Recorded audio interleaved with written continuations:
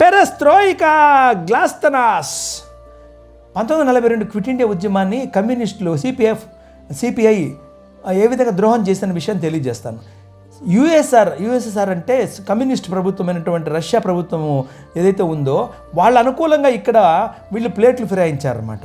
1942 quit India మూమెంట్కి ముందు హిట్లర్తో అంటకాగినటువంటి Russia ఎప్పుడైతే స్టాలిన్ పైకి హిట్లర్ దాడి చేశాడో భారతదేశంలో ఉండేటువంటి కమ్యూనిస్టులు బ్రిటిష్ వ్యతిరేకంగా ఉన్నటువంటి వాళ్ళు బ్రిటిష్ అనుకూలంగా మారిపోయినారు.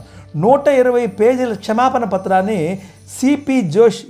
పిసి జోషి అనే వ్యక్తి 120 పేజీల క్షమాపణ పత్రాన్ని ఆనాటి హోమ్ సెక్రటరీ సార్ రెజినాల్డ్ మ్యాక్స్వెల్కు రాయడం జరిగింది.